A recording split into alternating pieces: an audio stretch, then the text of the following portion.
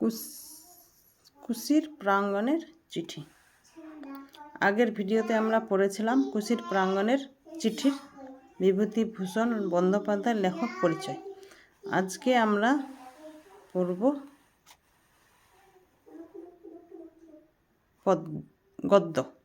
গদ্য পড়ব। কুশির এখানে আরও এক অভিনব রূপ। একদিকে নিঃস্গন্ধ শ্যাম তৃপ্তি, একদিকে অনন্ত দুঃস্বপ্ন।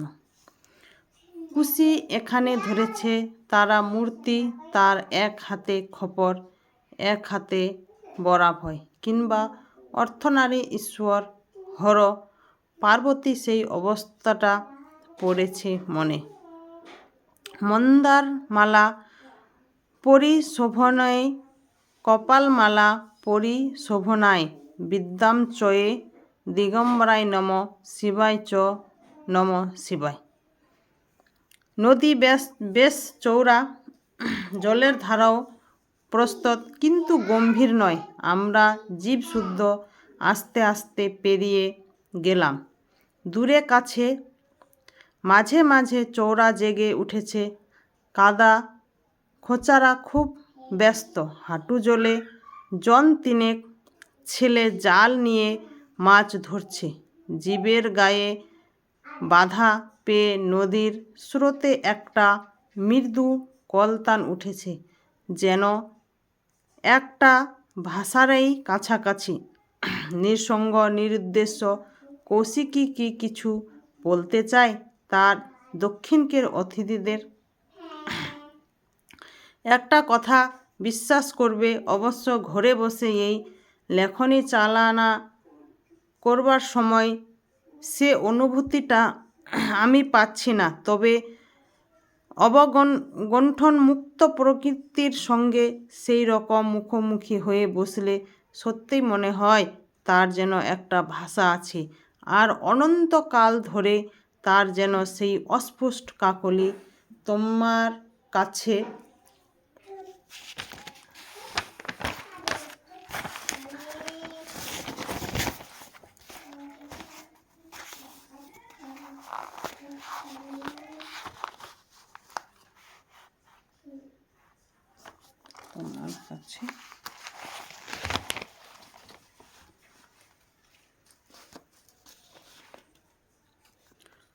অর্থবান করে তোলবার সাধনা তুমি বুঝো না, তাই তার বেদনাও অনন্ত। বড্ড করুণ লাগছে আমার কুশিকে, মনে হচ্ছে অশ্রুমতী। ওর অশ্রুধারায় হাত বুলিয়ে বুলিয়ে চলছি আমি। মনে পড়ছে সেই কোন অতীত যুগের কথা। ঋষিকন্যা দুটি গিয়েছিল পূজার পুষ্পচয়ন করতে, কৌশিকী আর কমলা। কেশব চাপল, বেলা গেল গড়িয়ে। বিঘ্ন তপস্বী দিলেন অভিশাপ, তোরা দুই বোন নদী হয়ে চির বিচ্ছিন্ন ধারা হয়ে বইবি। ধারায় হাত বুলতে বুলতে আমি শুনছি ওর কাকলি, অনুভব করছি ওর বেদনা। মনে মনে বলছি, বুঝি কন্যা, বুঝি তোমার মর্মের কথা। তোমার এই ধর্ষণের দারুণ অভিশাপ, তোমার বিচ্ছেদ জ্বালার মধ্যে যা অনিবার্যভাবেই বর্ষে বর্ষে মূর্তি নিয়ে উঠছে। গ্রামটার নাম সিঙ্গুয়েলা। অক্ষয়বাবু বলছেন এই গ্রামের একটু বিশেষ পরিচয় আছে। প্রায় 25-26 ঘর বাঙালি পরিবারের বাস এখানে। নতুন খবর নয়, ভাগলপুর জেলায় এখন সাহারাতে আছে এরকম অনেক। মেয়েরা কোঁচা করে শাড়ি পরে হুঁকা খায়, উপর পর্যন্ত চওড়া উল্কি করে। পুরুষেরা পরে নাগারা, একদিকে হুঁকার উপর খৈনি। ভাষার দিক দিয়ে পুরুষ অনুক্রমে বাংলা বিকৃত হতে হতে এখন বিশুদ্ধ স্থানীয়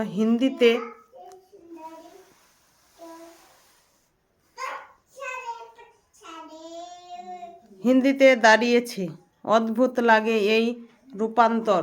কৌতূহল হয়ে এদের মধ্যে প্রবেশ করে এদের জীবন প্রণালী দেখতে, কী ভাবে, কী করে, কী খায়, বাঙালিত্বের কতটা রয়েছে এখন, কতটা হারিয়ে ফেলেছে। ভুল বোঝো না যেন পলিটিক্স করছি না। এদের ফিরে আসা সম্ভব কিনা, এমনকি প্রয়োজনও কিনা, সে প্রশ্ন আমার কাছে, বিশেষ করে উপাধ্যায় পদবী চিহ্নিত এই কর্ণকুঞ্জ ব্রাহ্মণ বিভূতিভূষণের কাছে বড় নয়। আমার কোনো অতিবৃত প্রতিমাহা মাথায় বিরাট পাগড়ি বেঁধে পুরুষ রক্ষ স্বরে যমুনা সরজু ঘররাট তটে বসে বেদমন্ত্র উচ্চারণ করতেন। এখন আমি কি আমাদের বাউল কীর্তন বঙ্কিম রবীন্দ্র নিয়ে তার সামনে গিয়ে দাঁড়াতে পারবো? চাইব দাঁড়াতে, না মানাবে দাঁড়ালে? শশাঙ্ক এ কন্নজের সর্বনাশ সাধন করলে তাই নিয়েও আমি বাঙালিদের জয়োল্লাসে যোগ দেব না। কর্ণজিয়াদের সঙ্গে শিরে করাঘাত হানাব। মনে পড়ছে বিনয় ঝার কথা। মুর্শিদাবাদে বাড়ি। মেথেলি ব্রাহ্মণ ছোকরা এসেছিল এদিকে, অর্থাৎ দরভাঙ্গায়, মিথিলাতে চাকরির অন্বেষণে। বিদ্যা খুব বেশি দূর পর্যন্ত ছিল না। টিউশনি করে কিছু উপার্জন করত বাঙালিদের বাড়িতেই। একদিকে বেশি বিদ্যা ছিল না, কিন্তু তার বাংলা জ্ঞান তখনও। আমি লিখছি কিছু কিছু, কিন্তু সে যখন বাংলা পড়াতো মুগ্ধ হয়ে শুনতে হতো দাঁড়িয়ে, না হয় লজ্জিত হয়ে সঙ্গে পড়তে হতো। কথাবার্তা, চেহারা, রকম সকম সব মিলিয়ে তাকে যেন বাঙালির চেয়েও বেশি বাঙালি বলে মনে হতো। হয়তো আমি প্রবাসী বলেই এখানে তার মন বসল না। দেশ ছেড়ে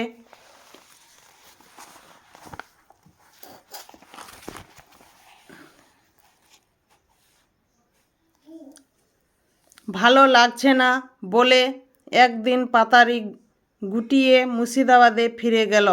বড় ইন্টারেস্টিং লাগে এই রূপান্তর। যুগে যুগে হয়ে এসেছে, প্রয়োজনে আবার অপ্রয়োজনেও। ওদিককার লক্ষ্মী এদিককার ঘরে ছেলেকে ডেকে পরিবেশন করছেন। যদি বলো একই লক্ষ্মীর দুই রূপে নীলা, তো সে আরও খাঁটি কথা। মূল খুঁজে দেখলে কি এই বা তফাৎ? বাংলা মিথিলায় বা কর্ণকুঞ্জই, অথবা বাংলায় আর গুজরে, মারাঠে, কর্ণাটে, অন্ধ্রে।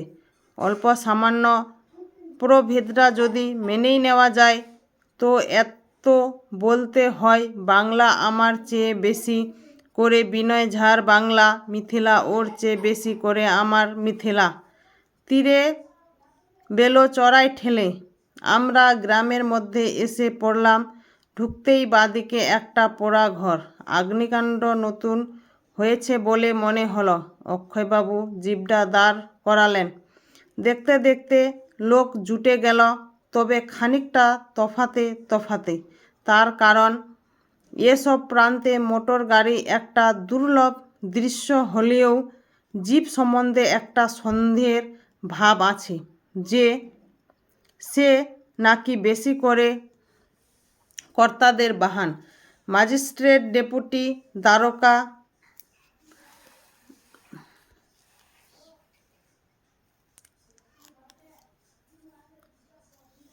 এই রকম যাদের শব্দের, সুতরাং যাদের তফাতে রাখতে হবে বলে চাণক্য শতস্থানের পর্যন্ত ব্যবস্থা করে দিয়েছেন, তাদের পর্যায়ে পরে অক্ষয়বাবু ডাকতে ডান দিকের দলের মধ্যে থেকে জন কয়েক বয়স্ক গোছের এগিয়ে এলো। এটা পুড়ল কি করে? এটা স্কুল ছিল না? আজ্ঞে হাঁ হুজুর, আপার প্রাইমারি স্কুল। পুড়ল কি করে? অপর একজন একটু পেছন থেকে ঠেলে এগিয়ে এলো, কতটা যেন উৎসাহের সঙ্গে বললে, ঘরটা অনন্ত খারাপ অবস্থায় ছিল হুজুর, জায়গায় জায়গায় ভেঙে চুরে গিয়েছিল, চালটার দুর্দশা, একটু জল পড়লে মাস্টারদের তবুও অতটা নয়, ছেলেদের ভিজিয়ে নাইয়ে দিত, জেলা বোর্ডকে লিখিও হুজুর। আপনি একজন মাস্টার? হ্যাঁ হুজুর, মাস্টারে আমি। কিন্তু জল পড়লে বা জেলা বোর্ড কান না দিলে তো স্কুল পুড়ে যেতে পারে না।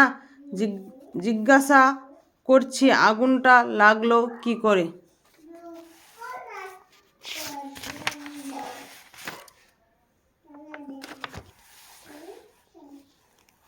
আজকে এখান থেকে থাক, এর পরের ভিডিওতে দেব।